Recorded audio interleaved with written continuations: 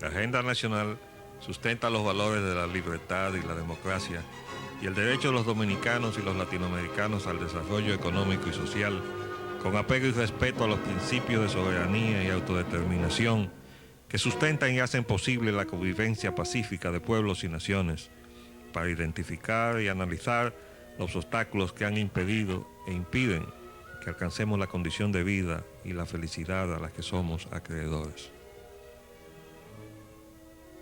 Saludos dominicanos en todo el territorio de la República. Hoy, miércoles 8 de octubre del año 2003, les traemos otra edición de Agenda Nacional que se transmite de lunes a viernes de 11 a 11:30 pasado meridiano por Teleglobo, canal 19 del Telecable, canal 19 de Aster y canal 46 de Cable, y también canal 19 UHF. Les habla Leopoldo Payán Anita, y para llevar adelante este programa contamos como siempre con la ayuda y colaboración de nuestro amigo el licenciado Roger Orlando Piña. Buenas, Roger. Muy buenas noches. Como le habíamos anunciado, hoy tenemos un programa especial y tenemos el privilegio de contar con la presencia del doctor Gustavo Vice Delgado. El doctor Vice fue el primer secretario técnico que tuvo la República Dominicana. Ese organismo se creó durante la gestión provisional del presidente García Godoy y fue la articulación del aparato de planificación del Estado. La estructura del secretariado técnico contaba entonces con varios compartimientos y todo lo que configuraba la composición de un proceso de planificación desde la incepción misma de la idea hasta su materialización en el presupuesto. Por eso, dependiendo del secretariado técnico de la presidencia, estaba la Oficina Nacional de Planificación, la antigua Junta de Planificación, estaba la Oficina Nacional del Presupuesto, porque los planes se materializan en su inserción en la ejecución anual del presupuesto, y desde luego un gobierno que sube tiene entonces 4 ejercicios presupuestarios para ejecutar su oferta electoral. Está la Oficina Nacional de Estadística, que fue una oficina que siempre existió durante muchos años y se asimiló para que tenga la misión de darle la información fidedigna al proceso de planificación, y surgió una nueva oficina que se llamó la Oficina Nacional de Administración y Personal, ONAP, que tenía como función precisamente la de configurar la administración pública en función del desarrollo, es decir, hacer que el aparato del Estado funcione eficientemente en el propósito de ayudar a que el país se desarrolle. El secretario técnico, entonces, el primer secretario técnico en esa nueva estructura fue el doctor Gustavo Vice, que vino prestado por las Naciones Unidas. Pero en el plano personal tengo que decir que a él me unen nexos muy viejos. Fue mi maestro normal, la escuela normal, también mi guía en el Club Montañés, cuando nosotros aprendimos a amar la naturaleza, en aquel primer episodio de lo que después ha sido los Scouts dominicanos.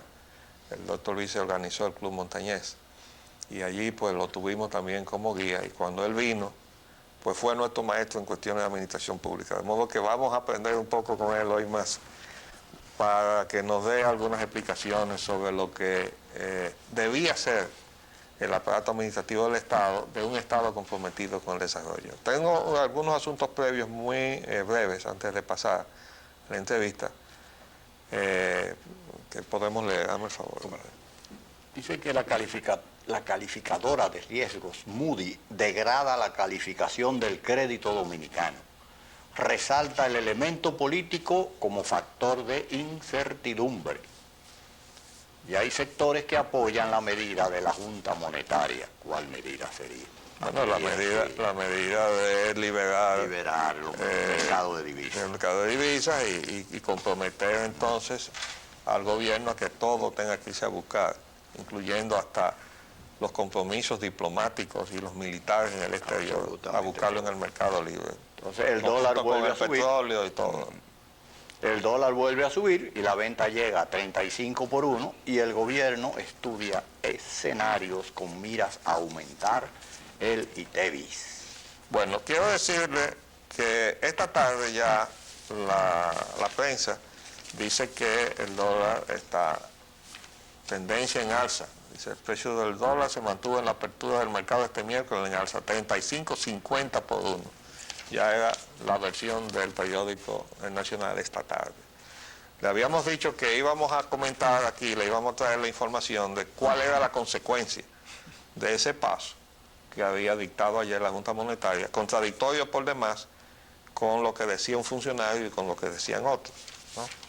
Pero este no es el tema para hoy, ya tendremos oportunidad de agotarlo a profundidad. Vamos a entrar entonces en nuestra conversación con el doctor Vice, pidiéndole que nos dé una descripción, primero de por qué la administración pública es importante para el desarrollo.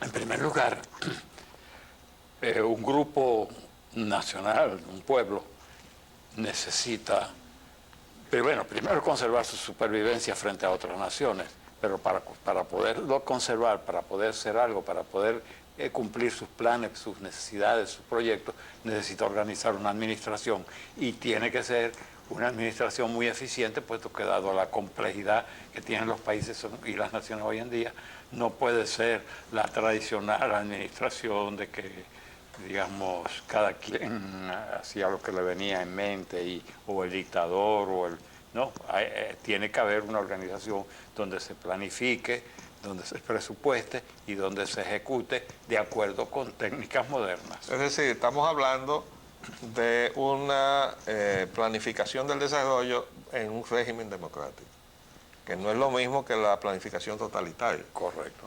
Entonces, una planificación para un desarrollo supone también mecanismos de interacción con la sociedad, porque de lo contrario no sería democrático. Claro que sí.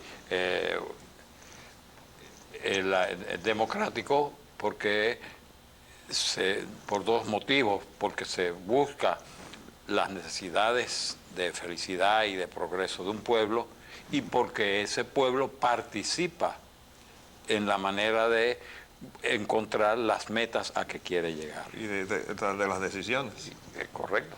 Y porque aquí se han tomado recientemente decisiones que han comprometido no solo la suerte de la generación presente, sino de varias generaciones futuras.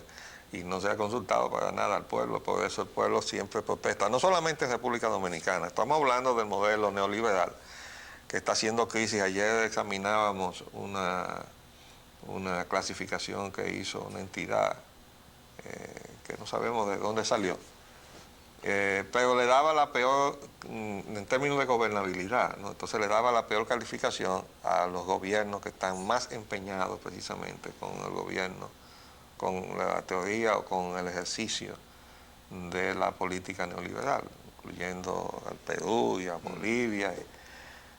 Desgraciadamente también está la República Dominicana ahí. Por cierto que en la prensa de hoy salen ahora otras informaciones que tienen que ver con la corrupción, pero eso también lo vamos a dejar para otro día. De todas maneras, estamos hablando de construir un proceso ordenado de desarrollo en una sociedad democrática. ¿Cómo estaría entonces organizado un gobierno que está comprometido con desarrollar la democracia, la participación de la gente, y que al mismo tiempo sea eficiente en el sentido de que esté articulado como debe ser? ¿Qué es lo que supone que debe estar en el gabinete del presidente de la República, a dónde se toman las decisiones? Bueno, yendo por el final, cuando un país se decide a querer tener un ejecutivo eficiente, que es la base de todo de poder llegar a los objetivos, le piden la asesoría y lo primero que nos encontramos son con un ejecutivo, con un presidente de la República que tiene 30 o 20 cuentas. Ejecutivo eficiente, que es la base de todo de poder llegar a los objetivos. Le piden la asesoría y lo primero que nos encontramos son con un ejecutivo, con un presidente de la República que tiene 30 o 20 cuentadantes directos, lo que significa que el presidente de la República, en vez de después ocuparse de los grandes problemas, tiene que descender a la categoría de jefe de departamento, puesto que tiene que estar resolviendo problemas menores. O sea que los recargan innecesariamente de tareas que distraen lo que debía ser la misión fundamental del presidente. Si tenemos un pequeño ejemplo, por ejemplo, si nosotros tenemos la tendencia a que el presidente tiene que firmar todos los nombramientos de personal. Bueno, imagínense ustedes que el presidente de los Estados Unidos tuviera que firmar todos los nombramientos de personal. Bueno, creo que eso ha cambiado un poco ya y de eso incluso también se ha abusado bastante porque han aparecido unas nóminas que no están registradas porque hay una situación de falta de controles que se ha dado ya reiterativamente en términos de información o de noticias, y es decir, que funcionarios del área, como es el caso, por ejemplo, del Contralor General de la República, el licenciado Lalane, que es uno de los funcionarios más idóneos que tiene este gobierno, y ha dicho públicamente que todavía no se sabe cuál es la cantidad de empleados que tiene el gobierno.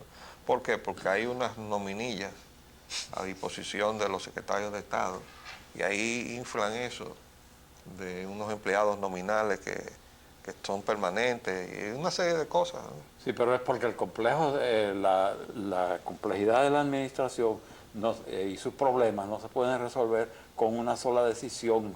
Es todo un conjunto de decisiones coordinadas, de mecanismos coordinados. Va el presupuesto, van las cuentas, va la Contraloría. Todos esos mecanismos tienen que funcionar. No es solamente, bueno, ahora cada quien va a nombrar a quien quiera, no. Hay unas normas, hay un catálogo de cargos, hay un presupuesto de cargos. Es absurdo pensar que no se sepa quiénes son los cargos. No, lo que pasa, Gustavo, es que tú tienes mucho tiempo que no estás por acá y no te has percatado de lo que está pasando en la administración pública. Mire, en los secretarios, en las secretarías de Estado, los despachos de los secretarios, ahí se toman decisiones de pasar fondos de un destino a otra cosa. Cuando tú vienes a ver, han pagado en crear cargos, en crear, en fin, de esto, como le llaman a la gente que están en las botellas. Una de las cosas que nos preocupamos más cuando estuve como secretario técnico fue de sacar una ley de presupuesto moderno, donde se coordinaban todo este manejo de partidas. Y en base de la planificación, una de las cosas más importantes, que es no solo el manejo de las serio y correcto y transparente de las sumas, sino la fijación de objetivos y metas y cumplimiento de metas. No, y los presupuestos por programa. Bueno, el presupuesto por programa llevan objetivos y metas. Están y cuantificadas. eso tiene que ser una de las bases es una de las bases de la eficiencia. No es solamente la cuenta de que si se gastó tanto y más cuánto, ¿no? Sí. Y una de las fallas que existe todavía es que al pasar ya el año y aproximándose al final, cuando ya se supone que debe presentarse el presupuesto del próximo año, entonces cuando el Congreso comienza a preguntar sobre el presupuesto y comienza a haber una especie de intercambio para preparar la presentación del proyecto de presupuesto del Ejecutivo al Congreso.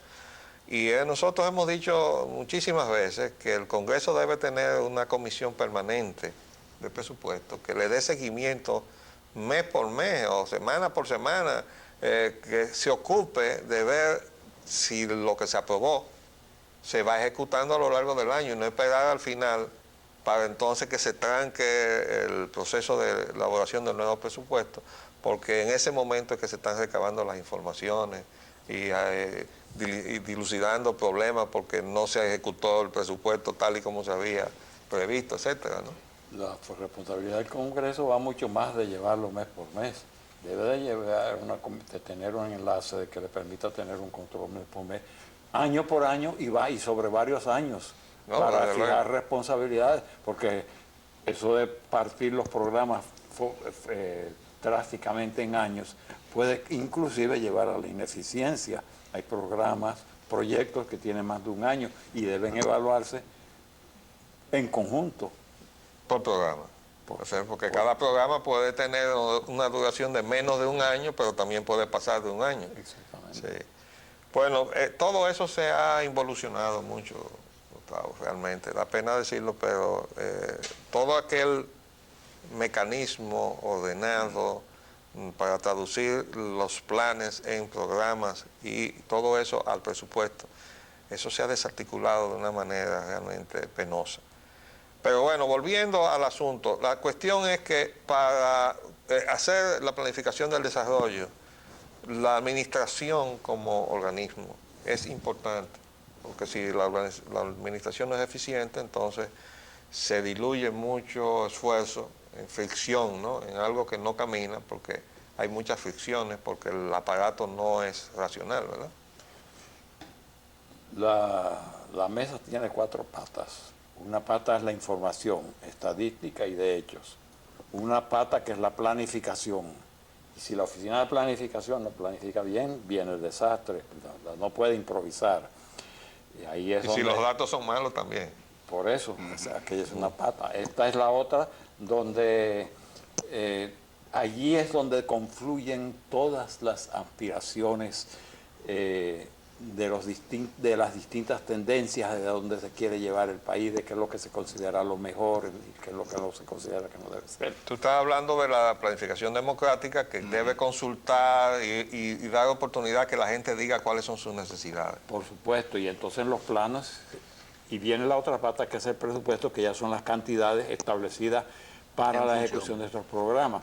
Pero en ambos, tanto en la elaboración del presupuesto como en la planificación, debe regir una cosa que se dice la doble vía, que las ideas vienen desde abajo, suben, se compatibilizan, Se compatibilizan con los recursos. con los recursos y unas con otras, en fin, ese es el papel del nivel superior. Y ya adoptadas y aprobadas en un presupuesto definitivo y en planes y programas definitivos, vuelven y bajan para ser ejecutadas. Entonces viene la cuarta pata, que es la administración, que tiene que ser eficiente, porque si la administración, por bien que usted haga estas 3 cosas, si aquella es ineficiente, pues todo esto quedó en un ejercicio ideal, pero... O que no se puede cumplir en el tiempo previsto porque no hay eficiencia. Es que la gran falla de todos nuestros países justamente está allí. Se ha avanzado mucho en planificación y se ha avanzado mucho en presupuestación y se ha avanzado mucho en estadística, pero donde no se ha avanzado en muchos de estos países nuestros es en aquello que la administración pública no es que tiene que ser eficiente, tiene que ser muy eficiente, y ahí viene otro complejo de conceptos que hay que tener cuidado, el complejo del personal, el complejo de los procedimientos. La profesionalización del personal. Toda una serie de cosas que vienen. Carrera administrativa. En el proceso de alimentar entonces la planificación de las necesidades de la gente también juega un papel clave el Congreso Nacional, porque se supone que los legisladores, en lugar de estar haciendo lo que han estado haciendo aquí, deberían estar siguiendo correa de transmisión de las necesidades de sus comunidades hacia el aparato de planificación. Porque definitivamente que un presidente no puede jugar a la demagogia saliendo a recorrer el país y a encontrar necesidades y a ir improvisando sobre la marcha. Hagan esto, hagan lo otro, porque definitivamente si va por ese camino, el presupuesto no le va a alcanzar nunca.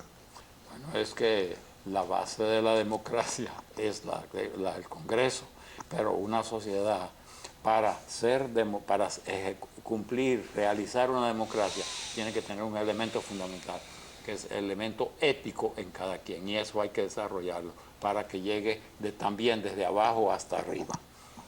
O sea que es una especie de tamiz ético para la conducta. No, la conducta ética de cada quien, de cada ciudadano, en el momento que juzga, en el momento que opina, en el momento que vota, y eso se refleja en el diputado, y el diputado procede de igual forma. Debería proceder. No. Bueno, la verdad es que nosotros tenemos un deterioro tal en el aparato del Congreso Nacional, y ahora está sometido nada menos que a un proyecto de reorganización, de reforma, financiado por el BID. Y entonces el BID es que le está diciendo al Congreso Nacional cómo reformarse, cómo renovarse. Yo creo que eso es una violación flagrante del artículo 3 de la Constitución de la República, que dice que no puede haber injerencia de ningún poder extranjero o de ningún tipo de entidad extranjera en los asuntos internos de la nación, y nosotros le hemos permitido al Banco Interamericano de Desarrollo no solo financiar la expansión física del edificio del Congreso, sino que está metido en financiar el plan de reforma del Congreso para que venga como punto consecuencial de eso una reforma a la Constitución de la República. Usted se imagina que nuestra Constitución, que supone recoger la voluntad de los dominicanos, esté marcada por un Banco Interamericano de Desarrollo, que yo confieso nueva vez ahora, que hace muy pocos días que yo me enteré de que había sido escamoteado a los latinoamericanos, porque el Banco Interamericano que se creó con la membresía de los países latinoamericanos o americanos, eran los miembros de la OEA, esos eran los integrantes del Banco Interamericano. Ahora resulta que por una modificación que se hizo en un llamado Acuerdo de Madrid o algo por el estilo, ahí están todas las grandes potencias extrahemisféricas, todas. Y entonces hemos dejado de tener un organismo del hemisferio para atender los problemas de desarrollo del hemisferio.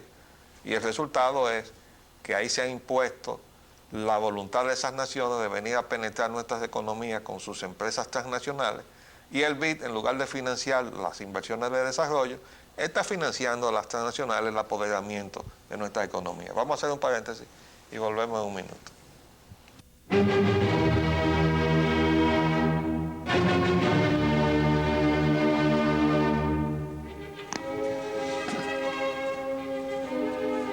Pues bien, volviendo con nuestra entrevista con el doctor Luis Delgado. Estábamos entonces hablando de la necesidad de que todo este esfuerzo sirva al propósito de recoger la voluntad del pueblo, porque de lo contrario entonces no estaríamos hablando de una gestión democrática. Yo he llegado a un punto. Toda esta complejidad que nos diluye en los diversos problemas y que son fundamentales y muy importantes y muy difíciles, debe tener como eje volver al pensamiento de Juan Pablo Duarte. No solo fue el pensamiento de la independencia, que es fundamental, de la soberanía nacional, sino toda una concepción de conducta de un pueblo frente a sus problemas. Y de creación de una nación. O sea que... honor, trabajar, etcétera, etcétera. Todo lo que dijo Juan Pablo Duarte lo tenemos por delante y es la guía que tenemos que tener. Así es. Porque no se trata de hacer una serie de cosas en abstracto. Nosotros estamos hablando de construir una nación. Y no vamos a hacer ahora una nación distinta a la que se formó precisamente desde el momento mismo en que los trinitarios, con Duarte a la cabeza, marcó lo que sería la nueva República Dominicana. Porque hay muchos grupos que aspiran a eso, arquitecto. Cualquiera de estos problemas que tomemos, que nos puede tomar muchas horas de discusión, y para considerar cualquiera de estos problemas tenemos que tener como base la doctrina duartiana. Y no podemos ir en contra del propósito de crear la nación dominicana. Por eso no es posible aceptar ninguna iniciativa, venga de donde venga, que tienda, y lo decíamos ayer en el programa, que tienda a liquidar el Estado dominicano, o que atente, como dice la propia Constitución de la República, contra los atributos del Estado dominicano. ¿Cómo es posible que aquí le haya dado paso, eso pasó en la gestión del gobierno anterior, al gobierno británico? Está metido en todas partes, Gustavo. La planta de San Pedro de Macorís, que está apagada hace 10 meses, dijo el presidente, haciéndole presión al Estado para cobrarle un dinero que hay que pagarle aunque no funcione. Ahí está metido el gobierno británico a través de una entidad que se llama Commonwealth Development Corporation. En Jaina, que le ha estado dando problemas también al sistema eléctrico, está metido la Commonwealth Development Corporation. Y Puerto Plata, la planta de Puerto Plata, que es parte de una notificación por alguacil oponiéndose a la decisión que tomó el Estado Dominicano para comprar parte de la distribución, las 2/3 partes de la distribución, que yo digo que tiene que hacerse porque así lo manda la Constitución de la República, que prohíbe el monopolio en manos privadas. Entonces resulta que en las dos ejes que se fueron, o sea, las dos Unión Fenosa, ¿no? Ahí está presente el Estado un 50%, pero en Jaina está presente el gobierno británico.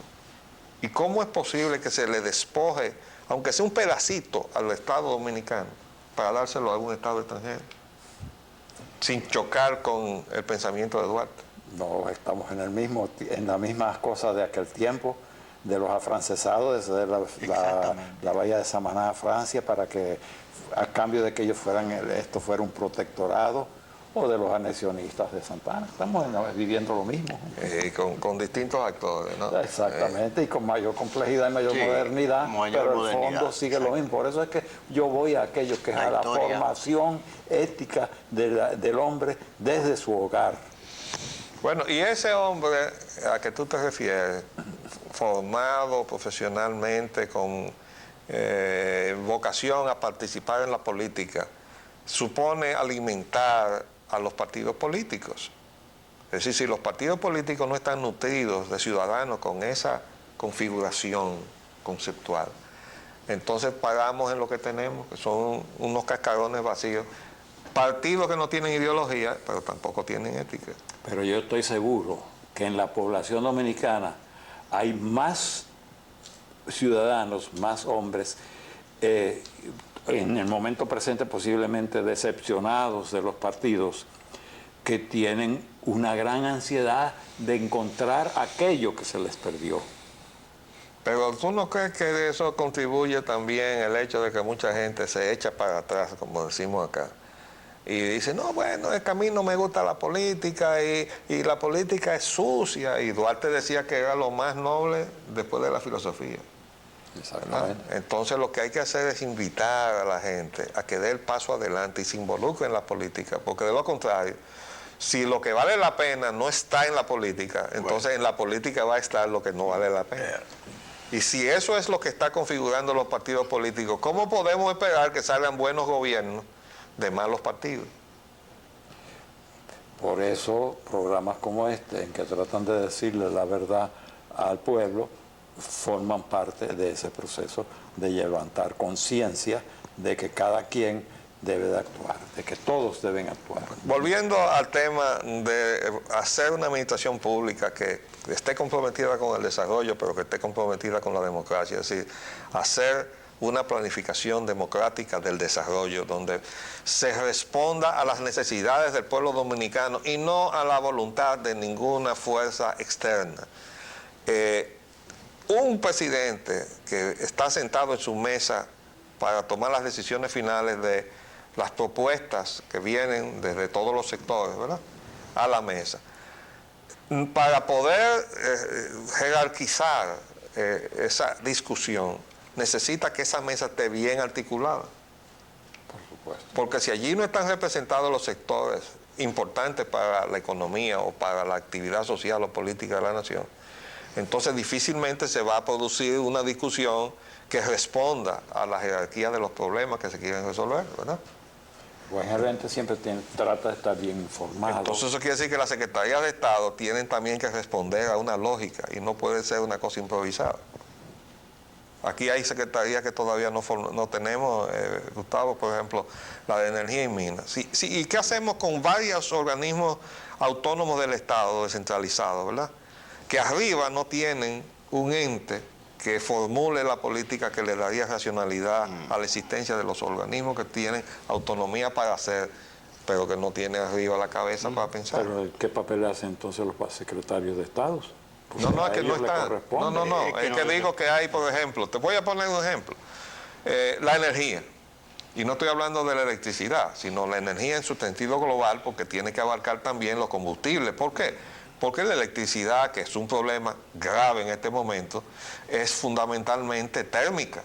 Y si tenemos que quemar combustible, no podemos tener la política de generar electricidad por aquí y la de los combustibles por otro lado. y muchas veces contrapuestas. De manera que nosotros tenemos que tener todo aquello articulado, armonizado, pero no hay una secretaría que lo haga. Entonces hay una autonomía por allá, otro autónomo por acá y otro autónomo por allá. ¿Y el transporte? Igual pasa con la vivienda. Bueno, eso es un campo. Hay varios organismos de vivienda y no hay un organismo que trace la política del sector vivienda. Entonces, a eso que yo me refería, la mesa del gobierno, del gabinete, tiene que tener la representación de los sectores para poderle dar racionalidad a la acción, porque de lo contrario cada organismo de eso, imagínese usted. Y eso es lo que necesita un presidente, tener unos cuantos secretarios de Estado muy competentes, entonces a través de cada uno maneja todos los hilos y eso va en escalones. ¿No? Y cada secretario le tiene que responder al presidente de que funcione Por supuesto. la política que se ha aprobado. Pero a su vez hace trabajar a los de abajo y los demás abajo. Es una cadena, Exacto. pero si no está articulada arriba, por ejemplo, todos esos organismos autónomos del Estado, no es el caso que tú decías ahorita, que tienen entonces que ir a despachar con el presidente. Todos. Porque no tienen arriba Eso la es cabeza. lo que hoy llamamos el proceso de la desconcentración administrativa, que no debe confundirse con la atomización política, que es otra cosa muy distinta, pero hacen una ensalada de las dos cosas. Pero la desconcentración administrativa la he visto miles de veces, en un despacho del ministro lleno de directores esperando que él diga una palabra y entre tanto toda la maquinaria de trabajo está paralizada, cuando la maquinaria debería estar funcionando de abajo para arriba y solamente llegando allá arriba las cosas fundamentales, las que requieren una decisión política y estatal, pero todos los detalles deben de estar resolviéndose a su nivel. Pero eso necesita a su vez entonces la profesionalización del aparato de la administración pública. O sea, el personal tiene que ser calificado. Correcto. Y no puede ser esto que tenemos. Y para que el personal tenga orgullo y honor y motivación, tiene que haber una carrera administrativa. Claro. Que nos dio mucho trabajo que saliera la ley. Bueno, pero y ya está por ahí como medio. Hay que hacerla ejecutar. Hay que llegar a eso. Yo creo que poco a poco iremos avanzando. Tenemos retrocesos, avances, pero eso es de todos los pueblos. Explícanos los conceptos de desconcentración y descentralización para que la gente entienda un poquito de eso. ¿Qué quiere decir una cosa y la otra? Bueno, desconcentración administrativa quiere decir que el nivel superior no renuncia, no es que le dice a los de abajo ustedes van a hacer lo que les da la gana, sino que les marca la normativa y las organiza de tal forma que al nivel más bajo, según el nivel de los problemas, se van resolviendo automáticamente allá en su nivel y solamente los que son más complejos pueden subir hasta llegar arriba. Eso es la desconcentración. Es un mecanismo que opera de abajo para arriba y de arriba para abajo, pero donde no hay esa paralización porque el nivel central lo paraliza todo porque lo resuelve. O sea, hay una capacidad de decisión, que es la que se desconcentra. Abajo hay una capacidad de decisión para todos los problemas de ese nivel. Porque hay una delegación efectiva. Exacto. Y puede ser no delegación, sino hay una capacidad y una atribución. El fulano que está allá abajo tiene una atribución para resolver estas cosas. Pero esto conlleva otra cosa que tiene que desarrollar el nivel superior, que es la capacidad de supervisión, de que esos niveles de abajo operen de acuerdo con la normativa que ha trazado el nivel superior. ¿Y la descentralización? Bueno, la otra que es la descentralización, esta también se llama descentralización administrativa. Sí.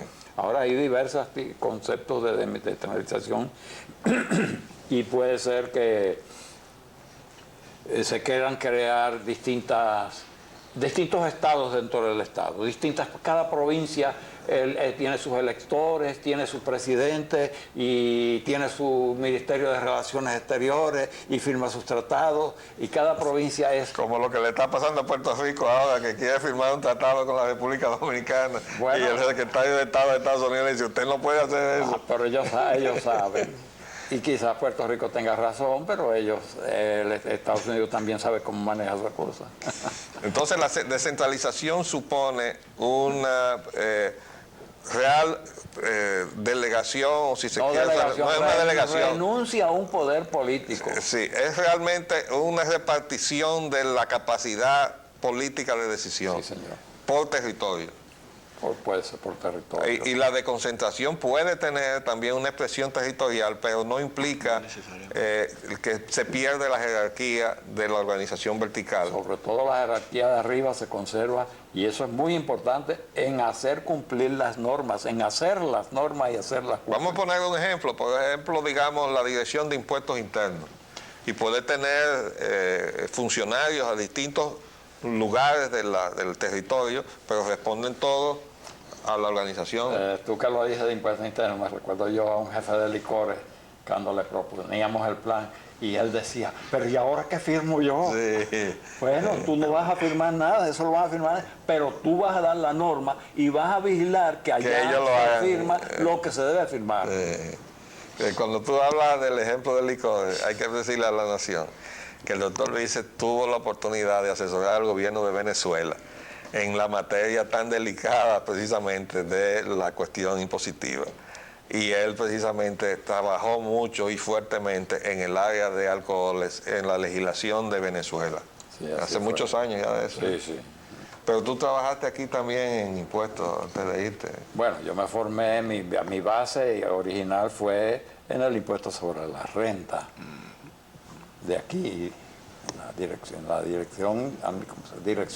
general del impuesto sobre la renta. Sobre la renta, que ya. pasó después a ser impuesto sobre beneficio y después volvió a ser impuesto sobre la renta, que tenía una característica que era un impuesto completamente distinto a todos los demás impuestos, porque es un impuesto de concepción fundamentalmente económica.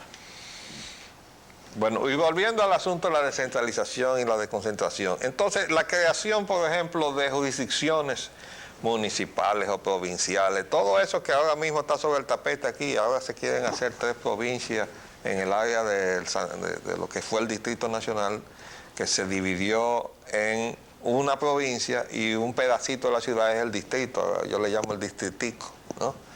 Pero ahora quieren que esa provincia, que está dividida en municipios, o sea que la ciudad está dividida en varios municipios y el Distrito Nacional, ahora se divida también en provincias. Esa es pero hay otras iniciativas de crear una serie de provincias y la cosa ha llegado al punto de que los que han creado todo este berenjenal en el Congreso Nacional ahora están espantados del monstruo que han creado. Ellos mismos están diciendo que hay que parar un poco la cosa, ¿no? ¿Cuál es la función de la división del territorio desde el punto de vista del desarrollo del buen gobierno? Volvemos a caer en la desconcentración. Si la división se hace desde el punto de vista de una desconcentración, muy bien. Pero si se hace desde el punto de vista de una atomización política, llegaremos a que habrá que sacar pasaporte para ir de un barrio a otro. Bueno, como le está pasando a la basura del distrito de Santo Domingo, que para ir a echar la basura en el municipio de Santo Domingo Norte, tiene que pagar una suma de dinero y a veces se arman unos problemas grandísimos.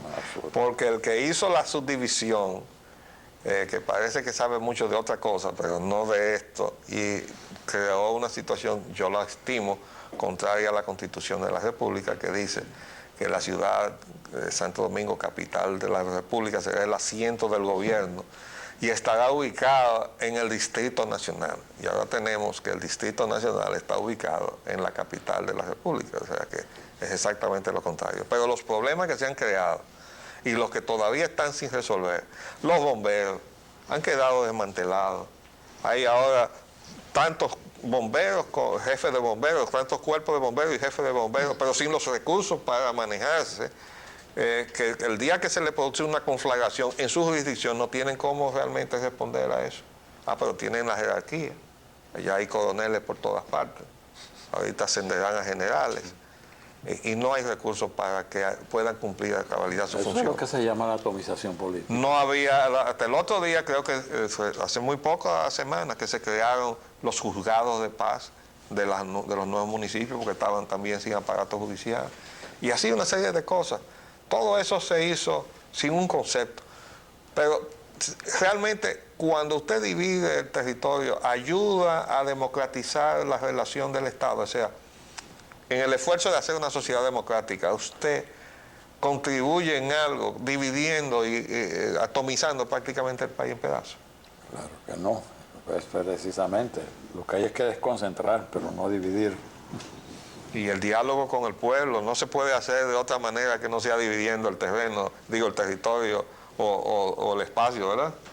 Porque definitivamente lo que se necesita es que los funcionarios dialoguen, que haya una organización que permita al ciudadano tener de frente y poderle tocar con la mano al funcionario que le debe responder de que las cosas funcionen, ¿no? Claro. Y que haya la oportunidad de un diálogo, etcétera. En cuanto a la capital de la República, yo puedo decir que en más de una oportunidad en eventos que se organizaron, yo propuse que se hiciera una división del distrito para que hubiera delegaciones administrativas, o sea, el término está malo, pero en fin, hubiera oficinas administrativas del ayuntamiento con representantes de cada uno de los distintos servicios para que el pueblo, el sector pudiera ir a reuniones con esos responsables de que en su zona se recoja la basura o se bachee en la calle. Aquí, si tú lo debes haber observado, los hoyos que has visto son huérfanos. No son ni del secretario de Obras Públicas ni de los síndicos de las jurisdicciones que le correspondan. Nadie son dueños de esos hoyos.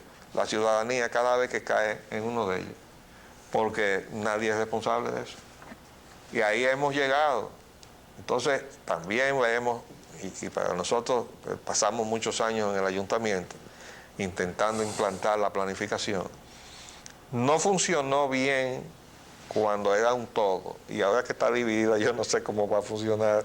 O sea, la ciudad se supone que debe crecer armónicamente en todas sus partes, pero estar dividida. Eso mismo se aplica al país. Yo recuerdo que tú hiciste un trabajo cuando estábamos en el secretariado técnico de la presidencia sobre la regionalización del país. Claro. Hiciste un muy buen trabajo sobre eso y es el mismo concepto. Cada nivel tiene lo que debe de hacer, pero... Sí, porque las regiones tienen sus peculiaridades. Por supuesto. Pero eso no quiere decir que lo declaremos repúblicas independientes. Exactamente. Y mira, eso era, por ejemplo, en Venezuela antigua, antes de Gómez, cuando el presidente de la República iba a cruzar un estado, tenía que pedir permiso. No vi. Sí, y después que se dictó una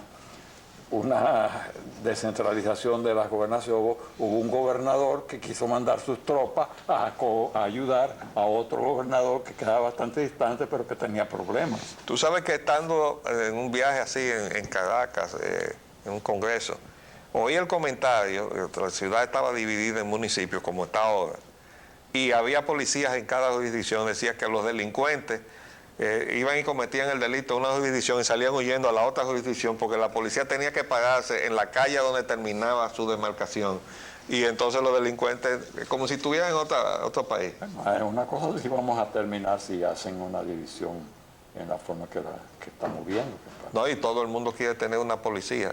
Yo no sé, aquí yo creo que habrá que ponerle un poco de orden a esto. La verdad es que, como siempre sucede, cuando uno entra en los temas que son de importancia y de interés a la nación, y a pesar de que tenemos hoy una situación extraordinaria, tenemos 45 minutos para esta conversación con el doctor Luis, pero ya el tiempo se nos fue. Si tú quisieras decir alguna palabra de despedida.